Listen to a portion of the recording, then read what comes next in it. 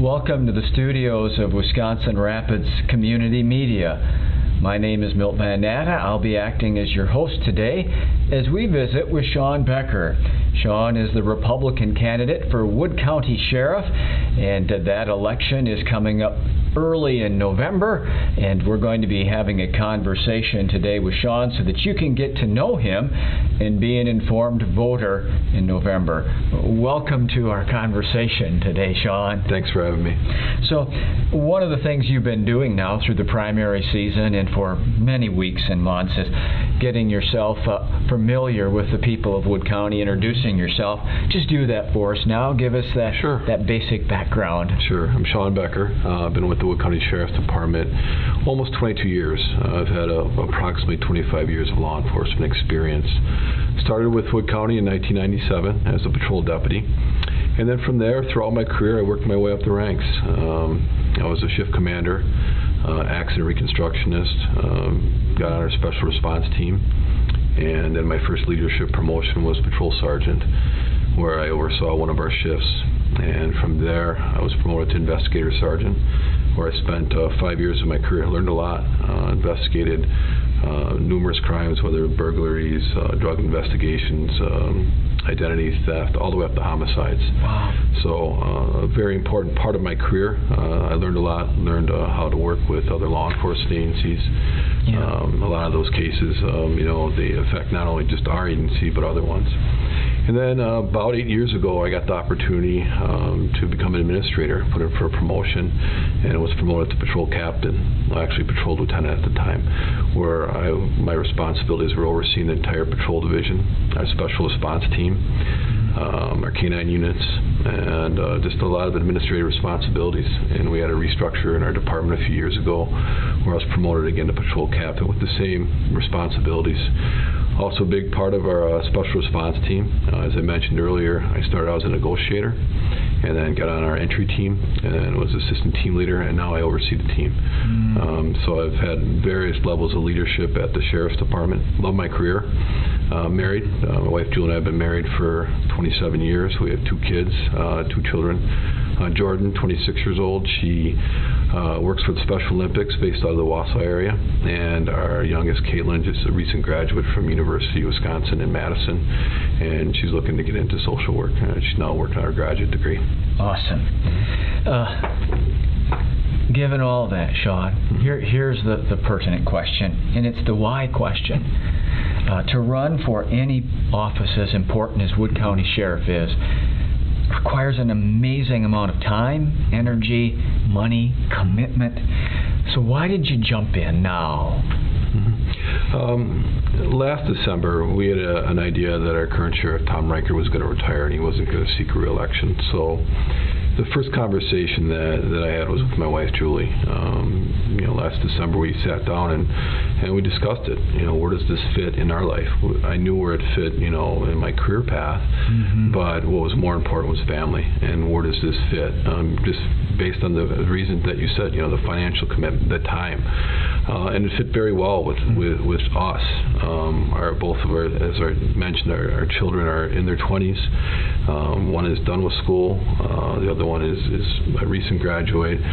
I knew with that time commitment, it wasn't going to take away a lot of time from them, and they can help.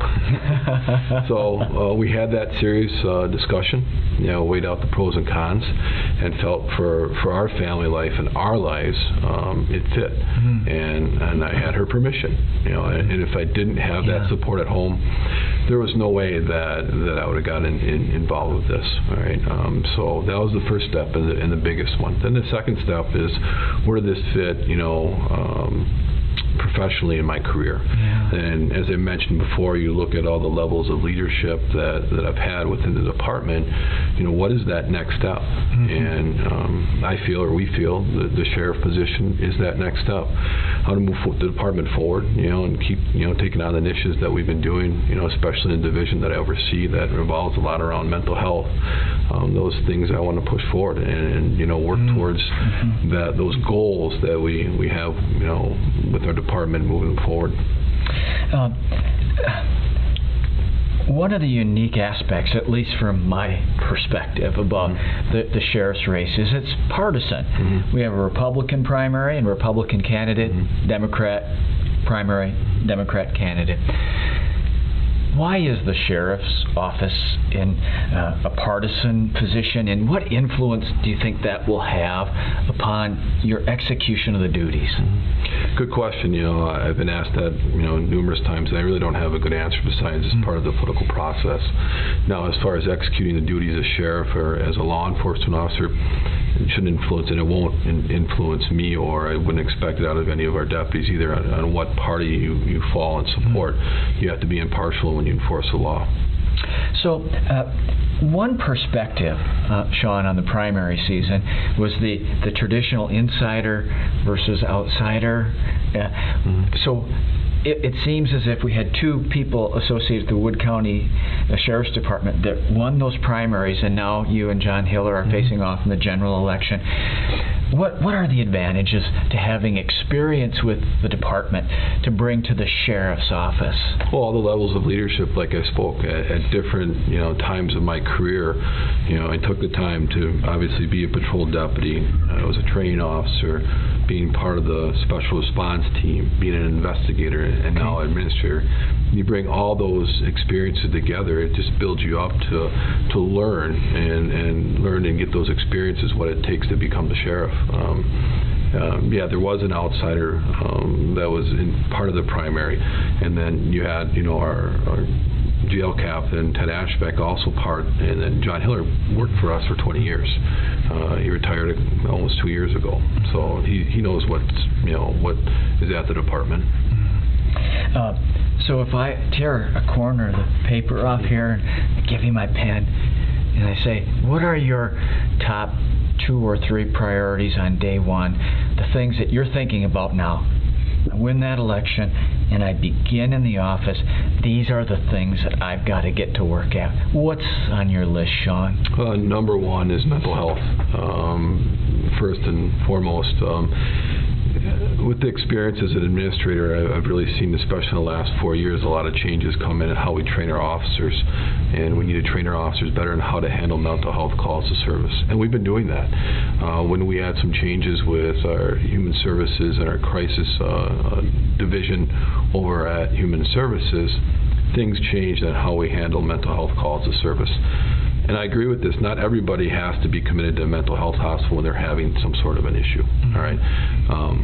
But like 4 or 5 years ago, it was a little different, where the deputies and law enforcement officers had more of a say.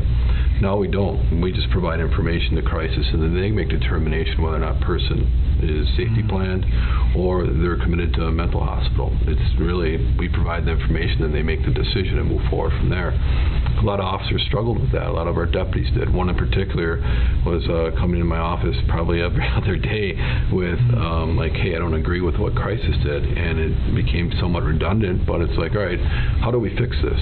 And then working with crisis, like, all right, here's the struggle.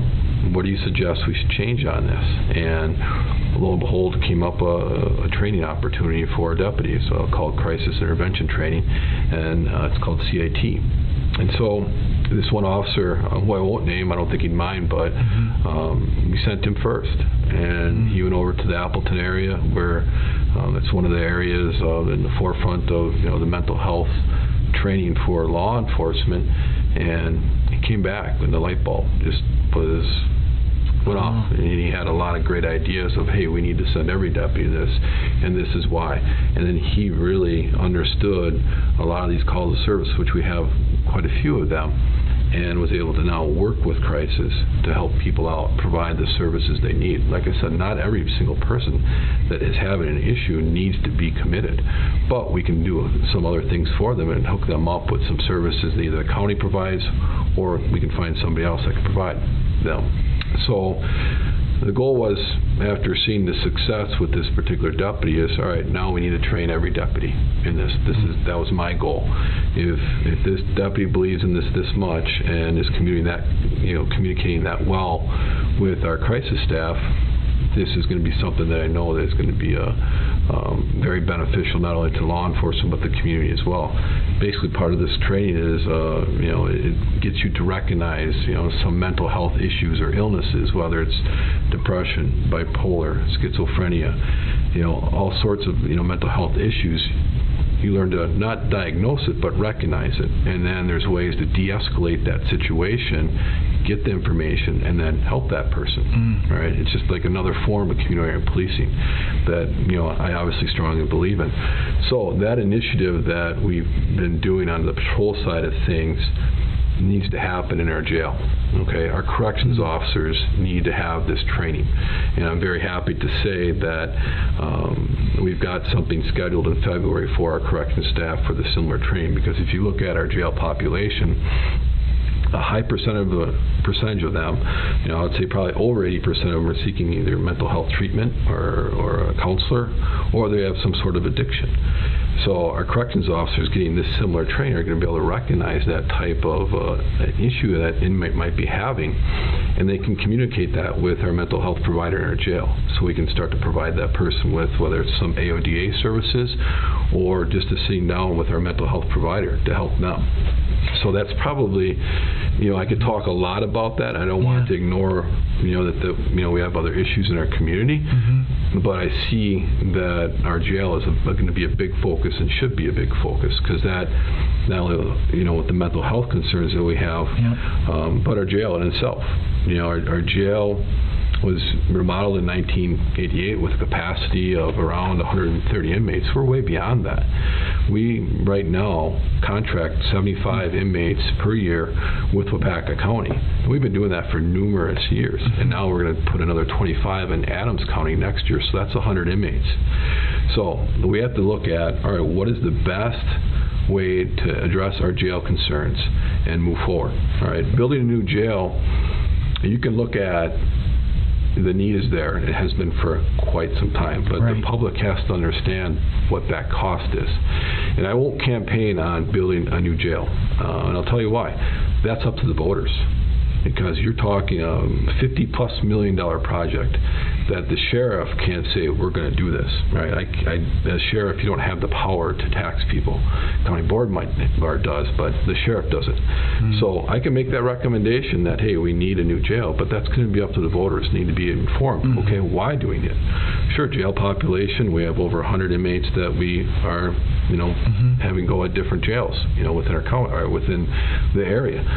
But then you have to look at the cost of that. With the contracts we have with these other counties, like Waupaca County, it's cheaper to have an inmate there than to house them in our own facility. And the same with Adams County. People don't know that. So once you work in a contract with another county, you look at, okay, what is the best economical solution for us, so it doesn't cost us so much money, like the taxpayers so much money.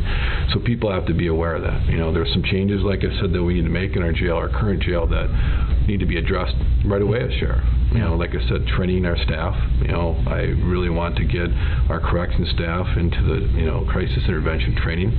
We're very fortunate now to have a mental health provider back in our jail. We have for the last couple months. I know that program's working. We're looking to expand that into more AODA counseling, because, like I mentioned, a lot of our inmates have addiction problems, and we really have to start focusing on that. Once an inmate comes into our facility, whatever crime that they committed, we can do better by providing these mental health services for them, so that they can be successful once they, are returned to the community. And they're forced into sobriety, which is a good thing, but that's only one piece of breaking that addiction cycle. Now let's get them some mental health, services, some AODA counseling, and we're working on that. We're looking at some grants to expand our mental health services back in the jail. So a lot of this is revolving around mental health and in our jail, but that is the first thing that we need to address. And as sheriff, and what I have been doing, talking to corrections staff, what are the issues back here, and the two common things that come up. Number one, mental health for the inmates, and we're addressing that. And number two, staffing. All right, and I understand that. All right, but I want to bring it back to the corrections staff and leaders back there. Like, well, how do you want to fix that? You work back here.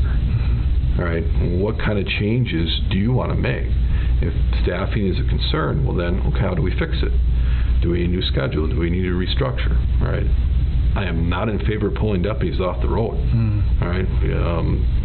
That's the division that I run or I oversee, and I don't see shorting the community a law enforcement officer out on the street to put them in the jail. The numbers have not changed that much in our jail as far as corrections staff. So let's look at, okay, what do we need to do to fix, the staffing concerns that the jail has? And I feel that those best ideas are going to come from the people that work back there. Shawn, is that the biggest change that you've encountered in 25 years in law enforcement, is the having to have professionals who are equipped to deal with mental health issues? Is that the biggest change? Oh, without a doubt. Like I said, about 5 years ago, when things changed on commitments, I was overseeing the road, but I wasn't like boots on the ground. I was just overseeing it, and then listening to and seeing the changes and how do we adapt to them. And that's when mental health has started to rise up as far as my eyes, as a law enforcement officer. And then you look at addiction, the drug addiction, and mental health and drug addiction are so connected, and they work simultaneously together. Somebody that's addicted to a substance, why are they? In my opinion, it's probably revolves some way down the line of a mental health concern that they were dealing with that drove them into using. So, from your perspective, inside of law enforcement, what is the scope of the drug problem in Wood County, and what impact is it having on the Wood County Sheriff's Department? Sure.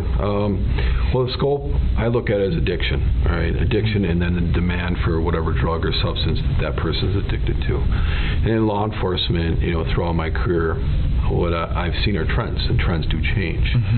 When I started, like I said, almost 25 years ago, the trends were marijuana, and those have been pretty consistent throughout my career. But then you had cocaine and crack cocaine was the more addictive drug back then. But then you saw the trends change. You saw them change towards heroin and methamphetamine, meth, and that's really what we are seeing right now. Meth is probably on the rise more than heroin, but those are the trends. And what we can do is, number one, as law enforcement officers, identify them, get out in the community and educate the community so you know what's out there. If you see some issues, you can report it, or if you're having issues, how can we help you? What direction can we help you out? Not that you're in custody at that time, but you can come to us and we can still provide options for you through human services. So as far as the scope, it really, in my opinion, revolves around addiction and then identifying those trends. And then once the trends are identified, then you need to work with your other law enforcement agencies. A drug investigation isn't exclusive just to the Sheriff's Department. A lot of that you have to work with other law enforcement agencies, and you need to do very thorough investigations that you can forward to your district attorney's office to appropriately charge a drug dealer, so they can hold that person accountable that comes to our communities and deals drugs for profit and walks away. Well, once we can catch them, do a thorough investigation, and those are the people that need to be held accountable. And then what's unique about the Sheriff's Department is like what I mentioned, the jail. There's no secret that a lot of our inmates, a high percentage of them, are dealing with addiction problems. And where we can make the biggest impact is going back to mental health. They're forced into sobriety. They're going to return to our communities. These inmates will, after they've done their time, they're going to return. Now, where we can be better is providing mental health services revolving around addiction. Let's talk technology. Let's talk in a couple of different ways. The first of which is what technology does today's patrol officer and jailer need to do their job as well as they can? What's out there that it's almost a prerequisite now to do your job well? Well, it's a great question because technology is always changing and it's expensive, right? So you need to be fiscally responsible when you're budgeting, to say, okay, what are the department needs? What is it to make our law enforcement officers the best that they can be and safe? And when I took over, like I said, almost 8 years ago, one of the initiatives that I put up, I wanted to move forward was on having every squad car having a video camera in it. Mm-hmm. All right, I look at that as very important. It gives number one transparency. And if somebody wants to come in and view footage of an interaction that we had with the public, if we can release it under the open records laws, we will. But it throws out that transparency component. And number two, it helped out with providing that footage to our district attorney's office when somebody is charged with a crime, whether it be something along the lines of drunk driving. All that footage is there, and then if that goes to a trial, you can show that to a jury.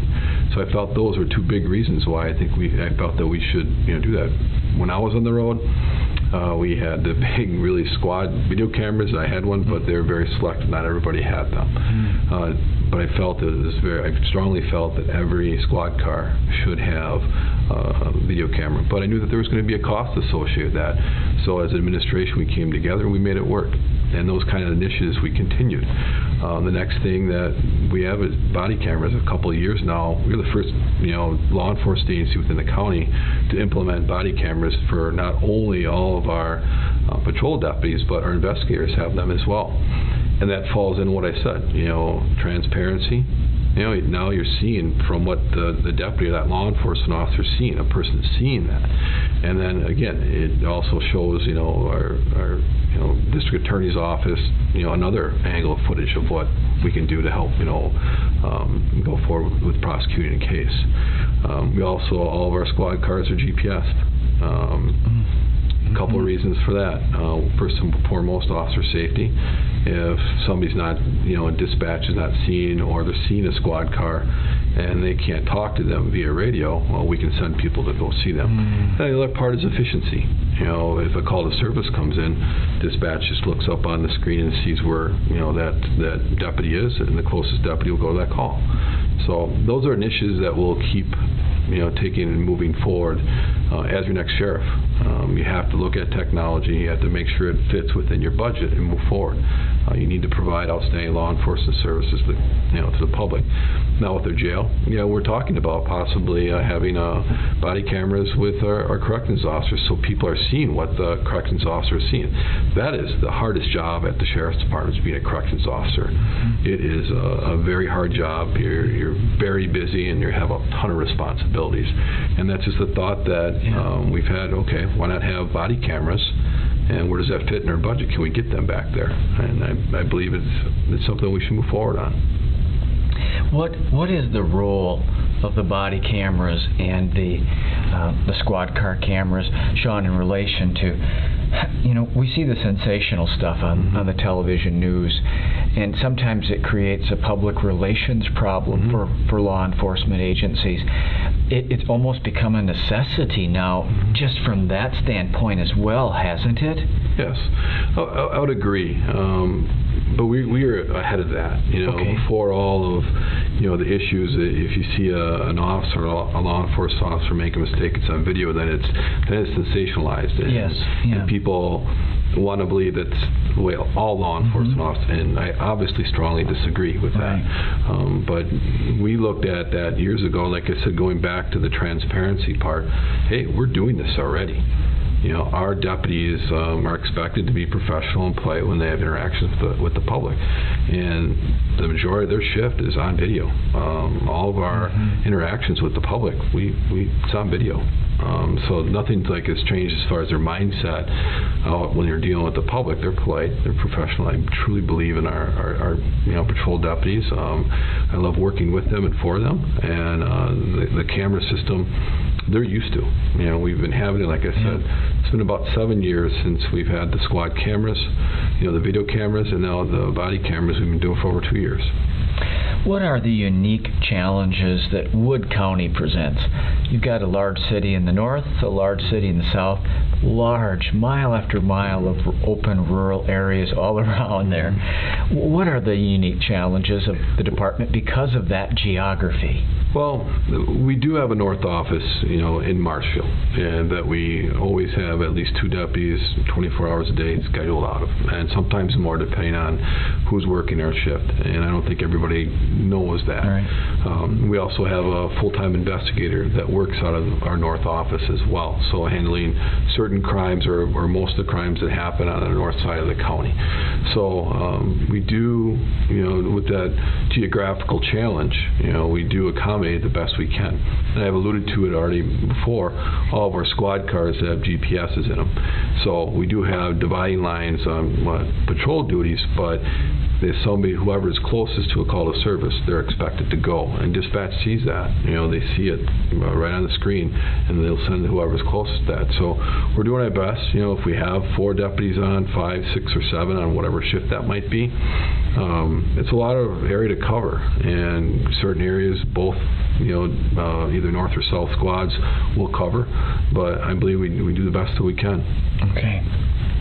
How will you work to bring all the different municipal departments together, whether it's a small town with 1 part-time officer or a large municipal, Marshfield, Wisconsin Rapids staff? How are you going to work and bring those groups together? Well, do what I've always been doing. I've mentioned it before. I've been pretty fortunate, especially my investigative experience, where it brings you, working with other law enforcement agencies, because those investigations, touch them, or they're part of, that jurisdiction. So having that, collaborative leadership approach is what's most important to have as a sheriff. You're not the person calling the shots for every municipality. You're working with all the other law enforcement agencies, whether they're large or small. And I've proven that over my career, whether it's being a deputy, investigator, and even administrator. I've always thought of, how does this impact, this decision will impact not only the sheriff's department, but other law enforcement agencies as well. So having those open lines of communication and working with the other law enforcement agencies, as I have in the past, is what I'll continue to do. How would you assess, Shawn, the county's level of preparedness for a crisis situation? Something happens in a school, those type of situations. Tell me about your assessment of the preparedness of the county to deal with something that we don't even want to think about. Right. Well, with the strong, relationships that we've established amongst our law enforcement agencies, I'm very comfortable, I hope it never happens, but if we have a large-scale incident, like a shooting, a school shooting, or a shooting at a place of business, the expectation is everybody's going. It doesn't matter what color uniform that you're wearing, everybody's going. And another part of that is that particular situation, we're all trained the same. Right? We're all trained on how to respond to a situation like that. Active shooter, it doesn't matter, like I said, what uniform you wear. Whoever's closest, the expectation is go in there and take care of the situation and do it as quick as possible, or more people are going to get hurt. But that caveat of working together that we've been doing for so many years and trained together will continue. I really feel comfortable if a major incident would happen, you're going to have so much cooperation amongst law enforcement to keep the safety in mind of the community is the main goal. Okay. What have you learned during the campaign? I mean, meeting the people of the county, certainly there have been some surprises along the way. You've had an event and you've gone home and said, you're right, well, I didn't expect to hear that tonight.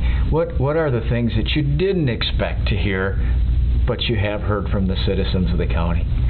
Going door to door and meeting with people, the themes have been very common. What I was somewhat surprised on, when I talk about mental health, the agreement, and you hear about the drug issues, and we do have drug issues, and I'm not ignoring that. But as I speak with people, how mental health kind of overtakes that a bit, and it's like, that just confirms what we've been talking about and what our thoughts and what we've been doing at the Sheriff's Department. So we're going to make a difference. Okay.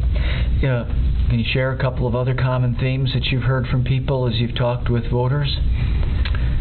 That's the biggest. Those are probably the two biggest things. As of recent, the jail has become somewhat of a topic of like, do we need a new jail? How do we look at the issues in the jail as far as suicides? People have brought that up, and I've addressed that with like I said to you earlier, the jail, if you think we need a new jail, you have to understand what the cost is. And number two, if you still feel that that's something that's important that we move forward on, then you should talk to your county board supervisor and let them know, hey, I really feel strongly that we need to build a new jail, and this is why. It's not just because we had a couple of incidences back there, but there's some more other ideas that I think that we need a new jail. So that's probably another recent topic that's come up more is our jail. Okay. What would you say to the citizens of the county in relation to how can they support the department? How can it be a two-way relationship between a citizen and the Wood County Sheriff's Department? They can come to the Sheriff's Department anytime and they want, just to come in and be positive, and we get this out in the community all the time where people come, hey, thank you for your service. And you see that more and more, and what's very rewarding for me in that handshake is you see what's on the media and something negative that is, they're showing a law enforcement officer or trying to portray all law enforcement, like that, and not everybody believes that, and that makes me believe in my career when somebody comes up and just shakes my hand and says, thank you, appreciate your service. Okay. Shawn, take a look at that camera right over there, and just one-on-one with the voters of Wood County as to why they should vote for you in November. Well, I'm the best candidate, and I fall back on my experience with the Wood County Sheriff's Department. I've been at several different levels of leadership. I started as a deputy. I worked my way through the ranks, and this is the next step. I want to move the department forward. I want to take on the challenges that we're facing. Like I've talked quite a bit about throughout this interview about mental health. I believe that is where we're going to make the biggest impact for you as voters as we move forward. We will address the drug problem. We'll work collaboratively with other law enforcement agencies, and I can guarantee we'll be fiscally responsible. The voters deserve somebody to stay within their budget, and I've proven that since I've been an administrator. Okay. Thank you for stopping in and visiting with us today. Appreciate the time. Shawn Becker is the Republican candidate for Wood County Sheriff, facing off against John Hiller in the general election in November.